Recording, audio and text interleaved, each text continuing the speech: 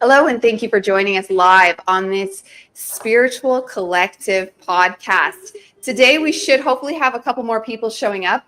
And the topic of today was supposed to be to introduce one of those new people, Veritas. You probably know him on X if you're watching it there. But since he's not here yet, it's his daughter's birthday, and I know he made her a beautiful birthday cake, and they are celebrating it now. I don't know if it's their actual day, but it's close. But what else it is this weekend is Easter. So we were going to break down all the different things we know about Easter, heard about Easter that go outside of the biblical narrative, because I think they make that one pretty obvious with the bunny and the eggs, what that has anything to do with Jesus. But so let's dive right in. What are your takes on Easter that you've heard, David, from the Lion?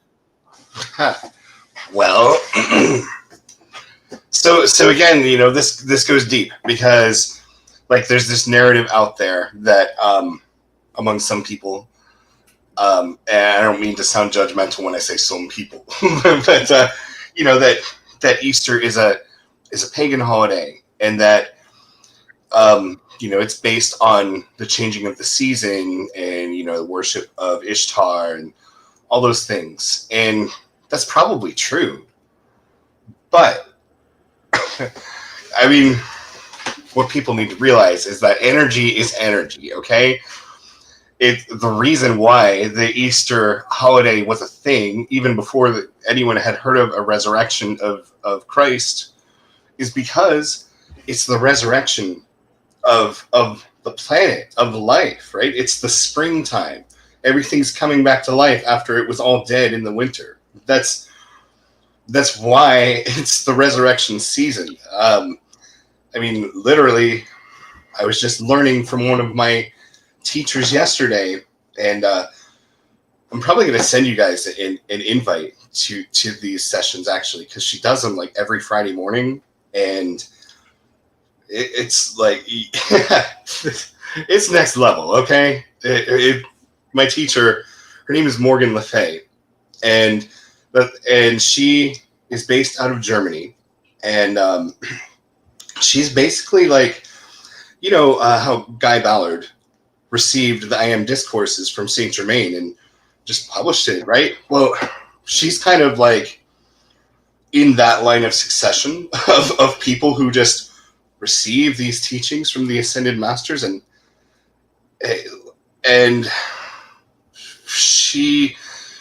I have leveled up so much. I've been attending her sessions, I would say, actually for almost a year.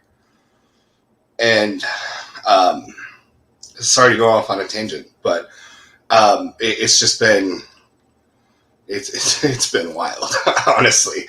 But she was just talking about it yesterday. Easter is the season of resurrection, and it's even what made it possible for Jesus to resurrect, because there is so much of that energy in the atmosphere during this time of the year.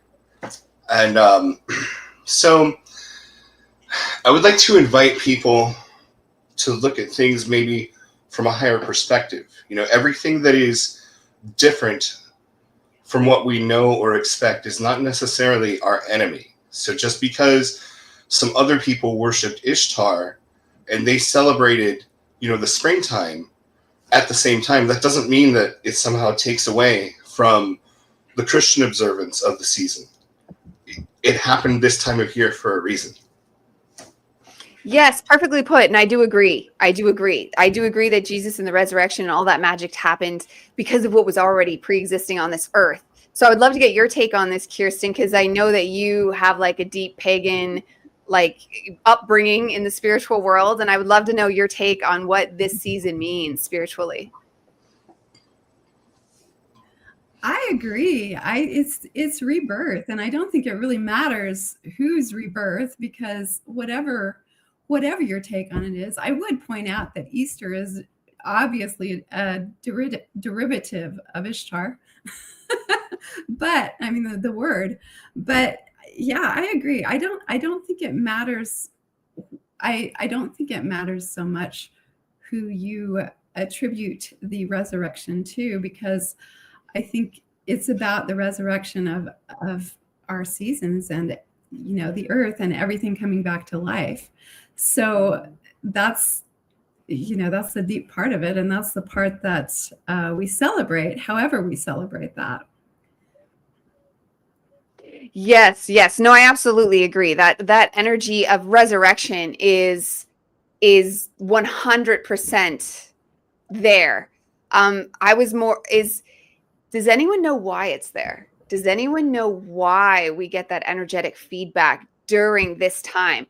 There is something magnetically happening on the earth right now, because that's the thing with the stories. We love the stories, but then if you look at it, why are they all the same? Why are they all resurrections? And it's more than just spring, because David's in Florida. You feel the spring energy, right? And even you in Oklahoma, you're feeling the spring energy, because you could make an argument why I in Canada would feel the spring energy, because, but even Stephen, who's not here today, he has snow, but I'm sure he's feeling the spring energy. So that energetic pull that comes out of Easter time, that comes during that spring, it's, and I know we know the spring equinox, and we never, this is why they like to keep us discussing and I love the stories, but to pull it back to its roots, and then you can digest, what could we do with ourselves during this time? What could this mean for us? Because instead of celebrating Jesus or Mother Earth, I actually planted an egg earlier for Mother Earth, so we can absolutely honor the mother and get that energetic connection. But what does this mean for us? So like at New Year's, how we like to set what are they called, affirmations of, this is what I'm going to do for the year. But because so many people are collectively doing it at the same time, you get that mind power, and you make that more manifest with more energy than you would have otherwise. Not that everyone succeeds, but actually setting the intentions at that time has extra power. And just likewise, right now at Easter, what do you want to resurrect? What do you, within thine own self, as the creator of the all of the all, how can we tap into that energy ourselves to resurrect? And I would love to know your take on that, David. Well, so the way that I have tapped into my creator energy is, I just kind of, for me, I kind of had to learn it the hard way, and maybe there's no other way to do it. But I didn't start out having all this knowledge. A lot of it just started to come to me. I had started to hear, this was maybe 3 summers ago, 2022, and I had just gone through a very frightening and dangerous dark night of the soul, which I may talk about someday, but let's just say that I literally a year later, I saw a horror movie, an obscure horror movie from the 90s, and it was like it was a page out of my life.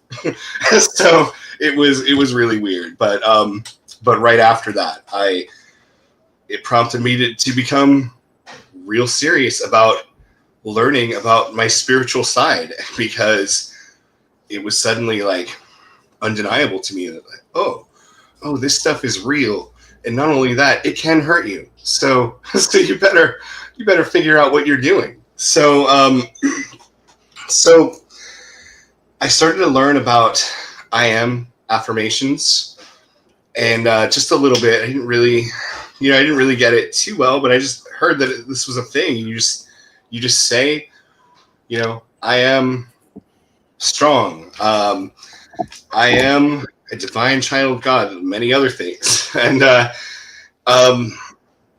it actually changes your outer world.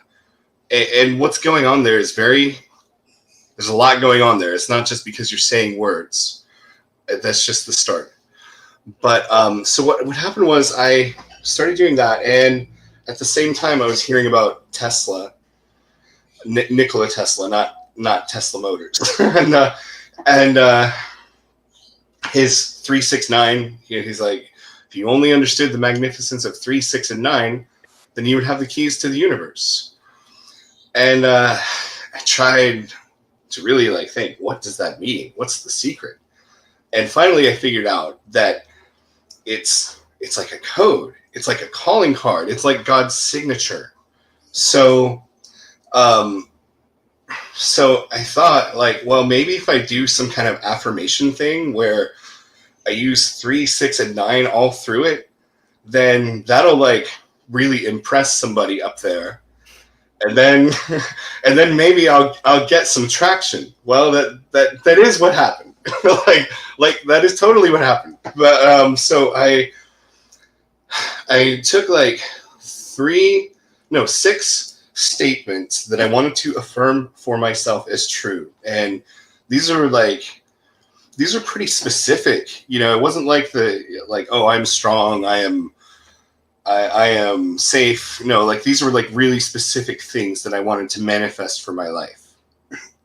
And I wrote them down on sheets of notebook paper, 33 times each, on 9 sheets of paper.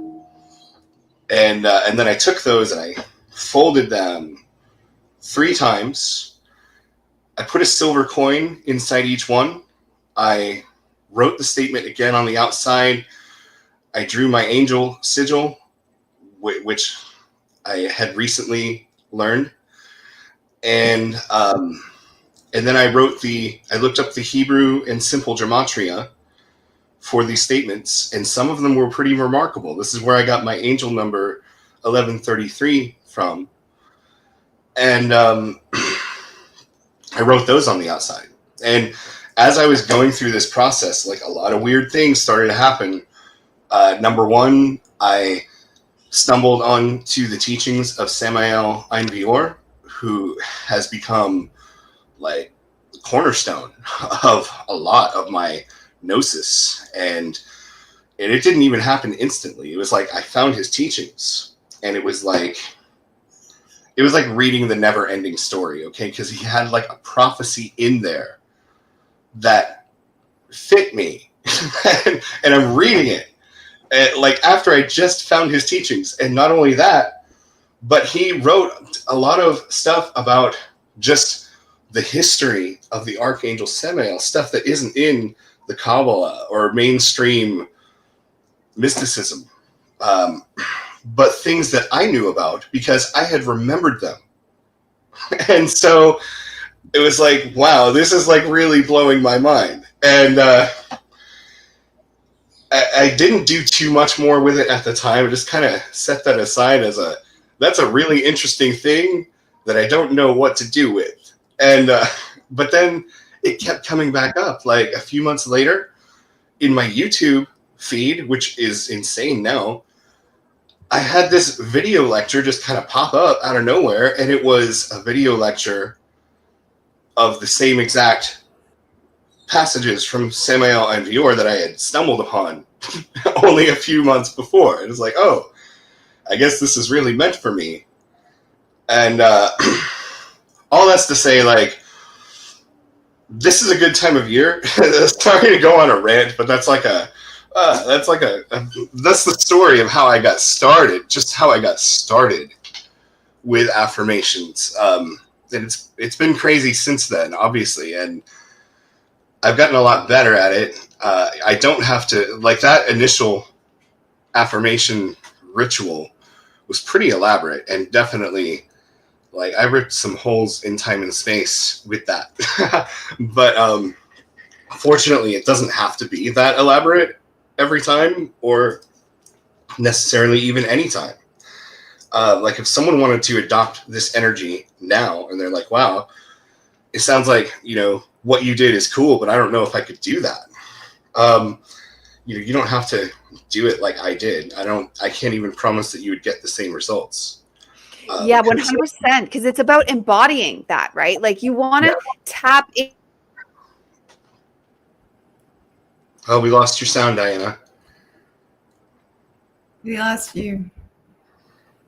Ah.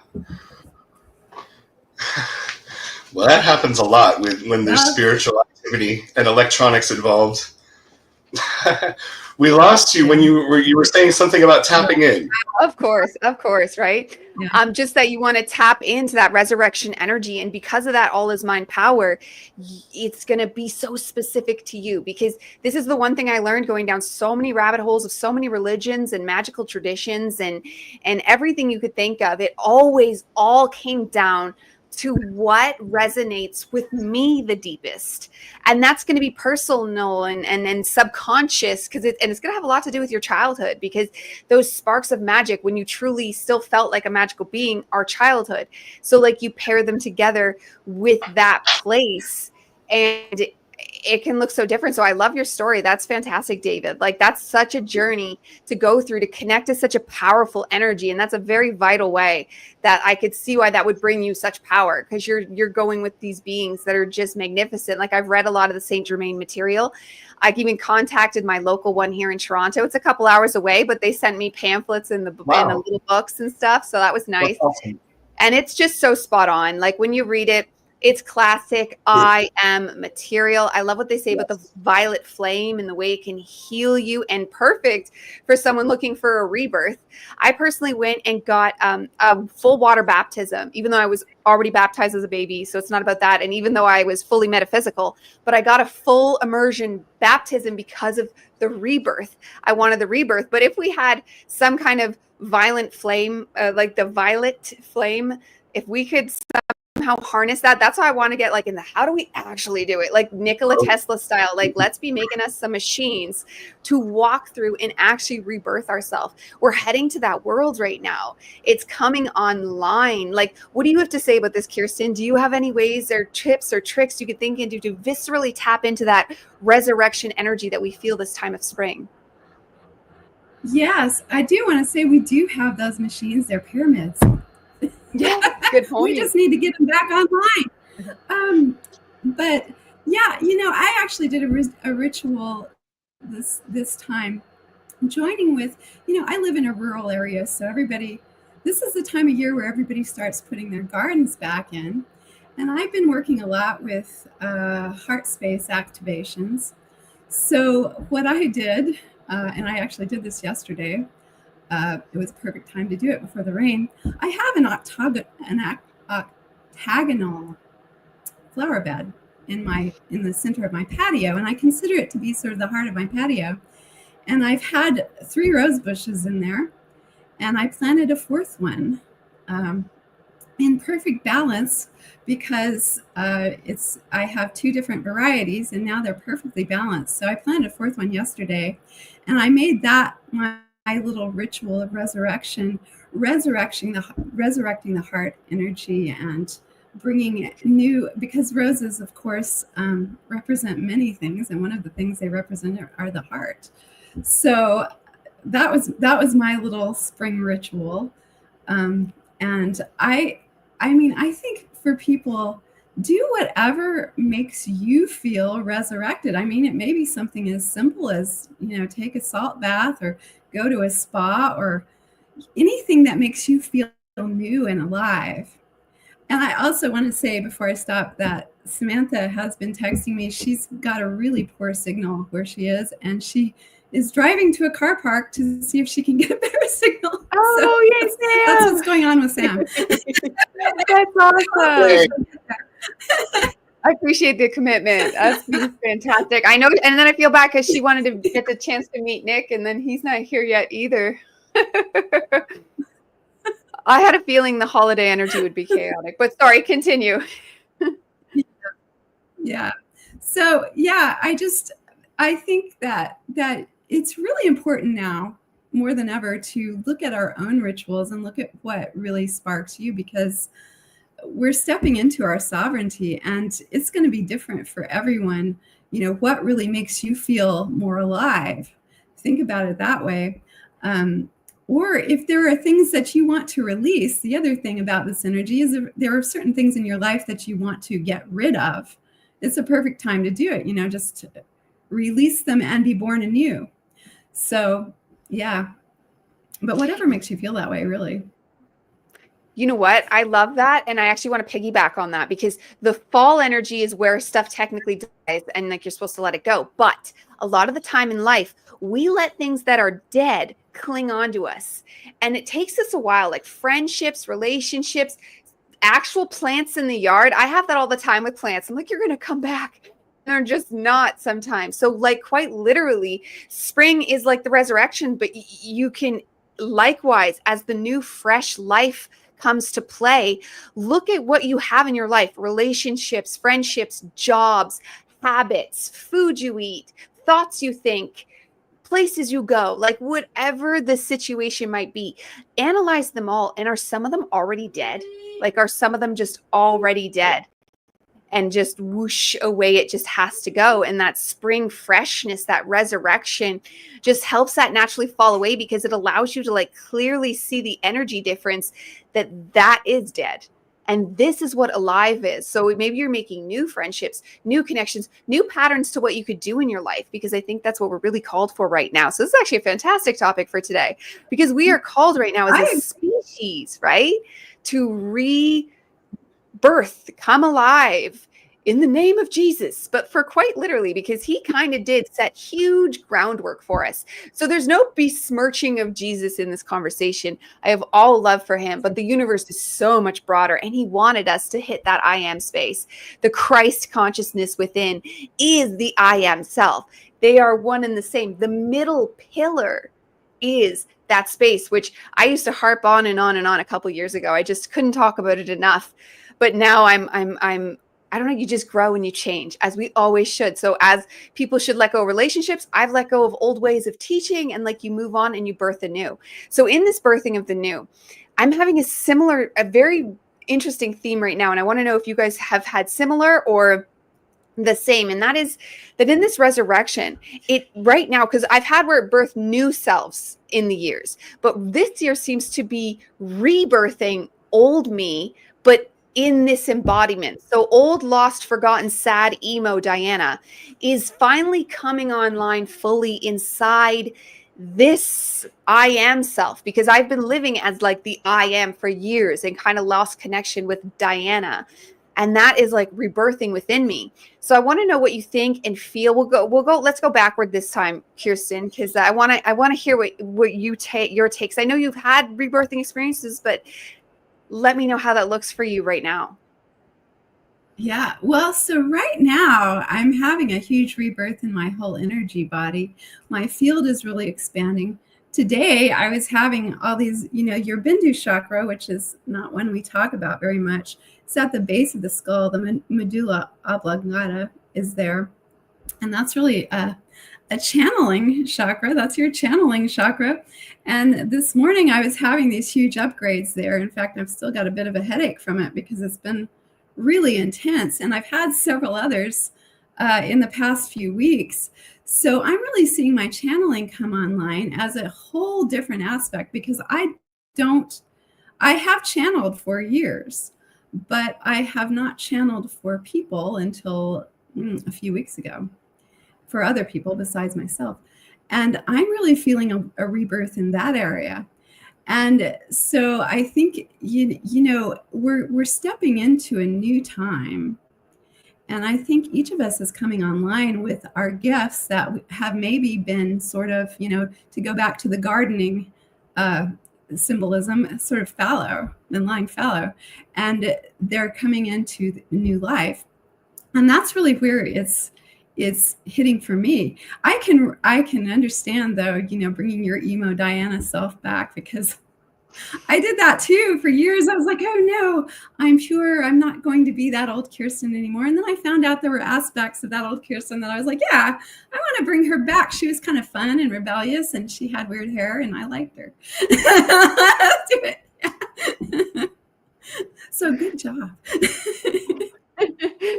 That's beautiful. Yes, I completely agree, because it's like throwing the baby out with the bathwater, right? Like there was lots of good things in that person, and it got darker and darker because she picked the darker path. But that doesn't mean we can't go back and pick her up, but take her to the light path now, as like that I am self kind of has. And obviously it's been like Diana all along, but like you do get fractaled, and we hear about soul shards and the fractaling. So this rebirth energy, this regenerative energy, can be utilized to pull back your soul shards and the pieces you've lost along the way.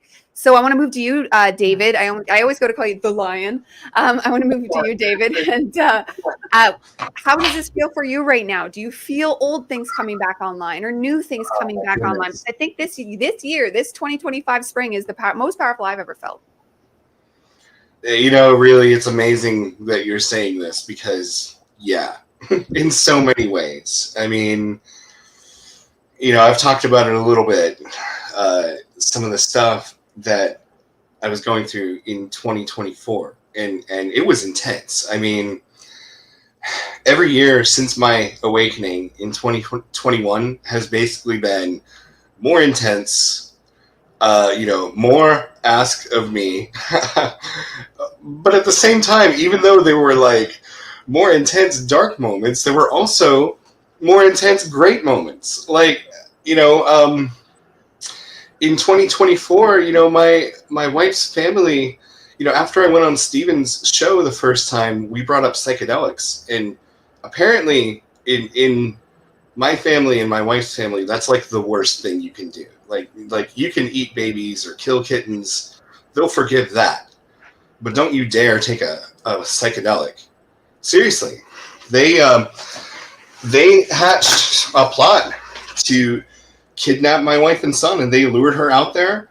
And then for 6 weeks, my mother-in-law trash talked me in rooms that I wasn't in and conversations I wasn't allowed to go to. They threatened to call the police on me. And yeah, I had to learn.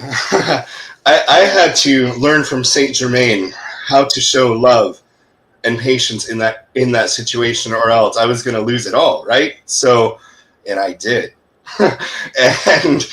and I beat all of them single-handedly. Of course, I had help, but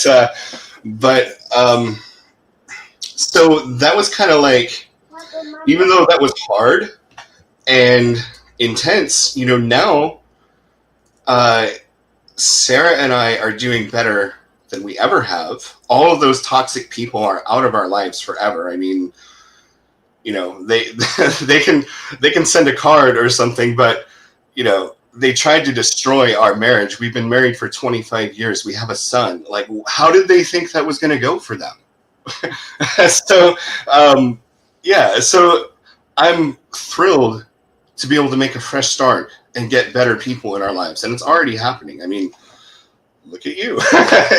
you guys are like part of my new family. And then I've also, we've started going to local church, Unity of Port Richey, and we've made some friends there.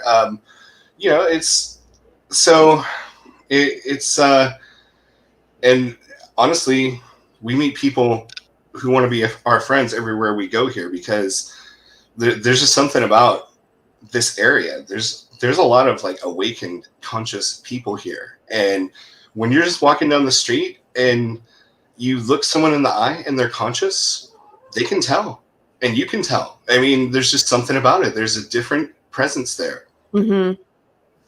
Agreed. Yeah. My husband keeps bugging me about Florida because we talk American plans all the time.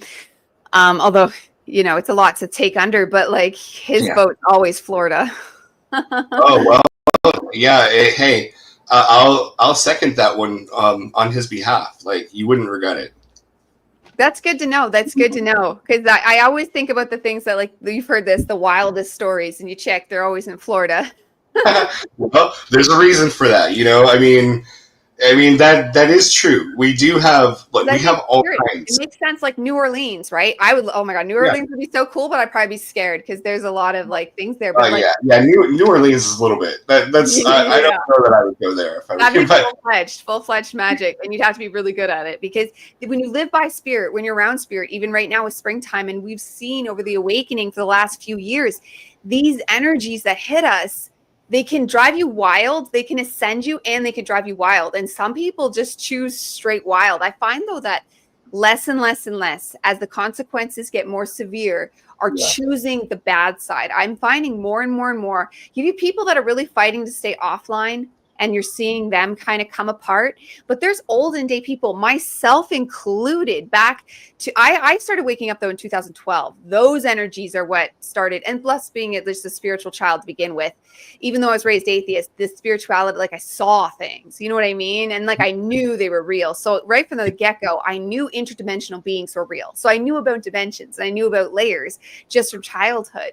But then you go into these aspects and you can still let yourself go dark, and by accident. No one, that's the problem too, is a lot of people don't even realize they're the bad guy. It's very few and far between where people actually think they're the bad guy, and on average those people are probably actually better people. Like they're just buttholes and they realize it. They're just and I'm actually finding that when you start to, totally off topic, but going to say it, when you start to build boundaries within yourself and keeping, like we're talking, let dead things go, build sovereign boundaries within thine own self, and let yourself be a butthole. Let those people think you're an a-hole, as long as you say it with complete sincerity. You can even be nice about it, but you're saying your truth. If they want to complain or they want to go anywhere, or even you, David, talking about your psychedelics and and them having that, oh well, say your truth and thank God like it ended up working out in the end. And because that's just a nightmare and a half. But you said your truth, you stood by it, and the divine stands by you. And that's like, we say these things, but it's not because the divine abandons you if you do bad. You abandoned you.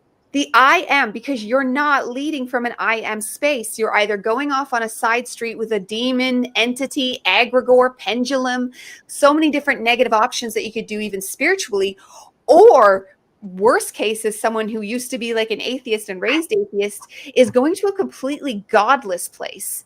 And often there you'll even find you're working with dark entities without realizing it. But even if you're completely alone, that is not, I accidentally touched the void by being such a deep atheist, because that nothingness place is next level. So you get to these places, and when you set boundaries, your life will get better. Long story short. So I want to ask you guys first, because we know these energies are resurrecting, and we know that they are touching our deepest soul. And we've been talking lately, and I think we know, David, that you talk to some of these beings. But when you are inside in that 0 point energy space of thine own self, what do you feel there? And we'll go to you, David. What do you feel there in that inner heart space that I feel like a lot of people are coming online with now too? And that's what you want to follow, long story short. when I am like fully connected to my higher self, I am presence. I feel connected to the mind of God. And I would say I feel connected to the mind of the being that most people think of as God when they say God, but it's not the all. It's like who people are thinking of. But when I'm in that state, I'm like, oh, but there's also even more still above where I am. And but I feel nothing but goodness, like good intention and love and forgiveness, and everything's going to be all right. And I already know how it's going to end, and everything is coming together just according to plan, and there's nothing to worry about. That is how I feel every time I'm in that space. And sometimes I feel maybe I'll be shown things or taken on a little adventure or something, or just kind of a deep conversation, or have something explained to me that I need to understand. But it's those are just things that happen as far as how I feel. I think I already described it. So yeah, it's perfect. It's because it's that 0 point energy. It's that self. It's that ultimate of ultimate beings, right? It transcends words, which is why it helps to hear every single person's descriptions of all these matters, because it builds up those matrices for us to solidify these as our lived beings. So Kirsten, what's your feeling? Like, what are you sensing in that space? When I'm in that space, and I'm in that space more and more, as I just live my life, I first of all feel really expanded, and I feel a great lightness, a physical lightness at my center. And also, as David said, it's a sense of great well-being and a sense of knowing. There's a sense of knowing there that I think really does transcend everything. Because, and I would suggest to people, if you don't feel like you're in your heart space, physically touching it and just saying, asking a question or whatever will bring you there. But it feels to me now really expansive, and it's getting wider and wider. And so there's just all of that sweetness there too, and it's really interesting because when you really open it up, and you can love people without attachment, you can love things without attachment, you feel that love for everything. And it's not a love of it's not like the type of love that we often associate with the ego love, like, oh, I have to control this, or I have to make this right. It's more of just, I can love this exactly where it is right now. I can love me exactly where I am right now. I can love whoever I come into contact with exactly where they are right now. And it's really freeing. I feel so much freer when I'm in my heart space, because I don't have all of that other stuff going on where I'm like, oh, I feel whatever, this person annoys me, or this person or I don't like the situation I'm in right now, or something like that. When you get back to that space, it's really easy to accept things just exactly how they are, because that's part of that deeper love, is just acceptance. Yeah, 100%. It's the ultimate space of touching the deepest level of the I am. And it is the middle pillar, because it literally is. It's right in the middle. It is the Kundalini awakening, like not the entirety of it, but it's going through and going to be activated by the Kundalini. It is first and foremost the most important thing to activate. And it's what I did. So for anybody that, like, if you're feeling stuck in the lower chakras, which I was, stuck in the mud, they would not budge. I have since got my root and my solar plex running nice, but the orange ray is still, and it might be permanently an issue because of projector. And so you might actually have the same, Kirsten. The projectorness, it's like correlated. So I felt this but don't let this hold you back, as often things will in our spiritual awakening. If I can't have this spiritual object, if I can't do this chakra, if I can't whatever, if I can't see auras, if I can't, we always get ourselves in this, what can't we do? Well, in the season of birthing anew, you could birth through new talents by realizing that there are other ways to come online. And my preferred way, and why I was obsessed with teaching it for years, was the heart chakra, which became heart center, which grew into 0 point energy zone. Like, we're watching these things morph and grow in live time, and they're vital spaces to resurrect right now. So my next thing I want to bring us into is resurrections, and your favorite. If you were to give someone a ritual, like, let's give these people our version of a ritual that we would do to resurrect. So I'll give mine first, since I'm already in this myself, in the zone. And that is salt bath, sound healing, all at the same time, and feel in, because the salt's going to purify you, because you want to purify to touch this space. You don't get to touch this space. You can always touch the space, but you think you don't get to touch this space because of the darkness that's within us and the darkness that's upon us. As you grow in your spiritual journey, you're going to feel that as an actuality, as a part of duality. And what was once seen as evil is now just darkness. And the way our world works, the yin and the yang, darkness is actually required. But what do? We purify the evil and turn it, and it's just let it be darkness. And you feel that in the 0 point energy zone. So this is the ultimate of shadow work too, if you're still using that label, which absolutely is a very valid thing. This is doing your shadow work and pulling that, what was evil, what was shame, what was blame, and we're rebirthing it in salt water, crystal healing. If you could purify the water, do it. I do.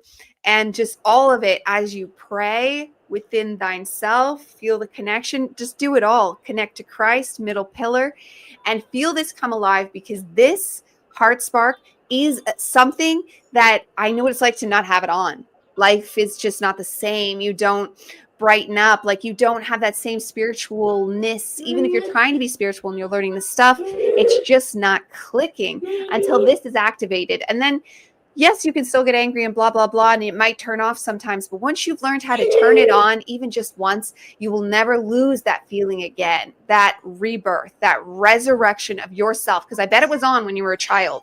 But at some point, that flame got darkened. At some point, that got darkened. Initiates of the flame, Manly P. Hall. All these religions throughout time have been trying to keep that spark alive. That's our soul within the flesh body. So, David, what would be a ritual that you would give people to bring the heart spark online? Well, let me just say first, it's interesting that you bring up salt baths, because my wife just this morning took me to, there's a salt room place here in town, and it's like you go there and you sit, and it's kind of like a little dry sauna, and they like spray this mist of, I don't know, some kind of really amazing salt, and they also had like red light therapy. So I'm like sitting there in this salt mist and getting red light therapy, and it was interesting. We'll probably be back, but as far as like resurrection rituals go, I'm going to go with a really simple one, because simple is good and easy to do, and you know, anyone can do this and just pick it up and start doing it today, and then they can try yours also, and it'll probably work together quite well. So so in the I Am discourses, you know, one of the favorite I Am affirmations that Saint Germain just loves to drill home, that everyone should use as often as possible, is I am the resurrection and the life. And what better time to talk about that than Easter Sunday? I am the resurrection and the life. And if you go to certain churches and say that, they may want to tie you up and burn you for some reason. But in fact, Jesus said, greater, such things as I have done, and even greater shall you do. And yes, so this statement, I am the resurrection and the life, we're like literally affirming, I am life, I am resurrection, and you're carrying that energy and you're speaking it out into your outer world. And I guarantee you make that a part of your daily routine. Say it to yourself in the mirror every now and then, especially if you're feeling bad. Like if you're feeling down or sick, you may not feel like it, but just look in the mirror and say, I am the resurrection and the life. And, you know, you may or may not notice a difference right away, but I guarantee you, if you stick with it, one day you'll just be like, you know what, I do feel better. And I don't even know when it started, but that's my experience. We can't hear you, Diana. I think you're muted. Okay. There you That's are. perfect, and that's beautiful, and that's however gets you to do it, because I feel like for 8 billion people, there's 8 billion keys to unlock that heart spark, whatever you want to call it. The language doesn't matter. Everything that we do with language and ideas and myths and legends is a frequency that we're trying to bring through, because everything we are is frequency. Everything we act out is a frequency stream. Everything is some form of matrix or program. And it's simply a matter of feeling. Your feelings and your emotions are so vital, because they are actually, when you learn to feel into them and work with them, and your auric field and all of it you see is separate, connected, coming together for streams. And that heart spark is the ultimate purifier of them all. If it was to have one definition, that would be the best one, but it is that I am space. It's totality. So Kirsten, I want to go to you and hear something, some ritual, some practice that would bring people to that middle pillar, heart-centered God spark space. I agree, Diana. I would say the heart is the bridge. The heart is the bridge between the whole thing. I've really gotten away from ritual a great deal now. But one thing that I do that brings me back into alignment really easily is Kriya Yoga. And you can look that up on YouTube. There are a lot of great videos. And as you know, Stephen can also tell you a lot about that. And I do want to say Sam says she's in the waiting room, but I don't know. Anyway, beyond that, so what I do really is breath work, which is part of Kriya. Breath of fire works really well, especially, and another thing you can do to really get in there, put your hands just like this and inhale when you go to the left, exhale when you go to the right through your nostrils, and just bring your awareness right here. That's just one little Kriya technique that brings you right back into the heart space. So rather than a ritual, it's just an exercise. But this really works well. As long as you concentrate there and really and do the breath of fire, which is just a panting breath through the nose. Or not the breath of fire, actually, it's panting through the nose doing this. So yeah, that's what I do. Beautiful. No, I've seen people work with the elbows, and that's beautiful. And getting your physical body involved can be very helpful. I wanted to just break in for Sam though. I sent you on X the thing to send to Sam. Guests have always been able to pop in after, so I don't know. I checked the settings. Maybe she doesn't have. I don't know. So, and it's invite straight from here. Tech difficulties live. And then if you could, because I don't have the ability to talk to her on the computer, and my phone is not here. Unless my beautiful daughter wants to get my phone. Okay. Let me see if I can get her. Because okay. I don't know if I've had people show up when we're already live, and I've been able to add them before, so that shouldn't be an issue. And invite, like I can live invite people. Guest students on our device. Instruction. Yeah, I'm just trying to figure out how to forward this to Sam. Let's see. Maybe I'll just. No, it's taking me right to the studio, so I guess I'll. Here we go. Okay, well, we could shut down and restart and then get her back in. She drove all the way to a car park for this. Her British parking lot turn. Yeah. Let's see. I'm trying to just get the.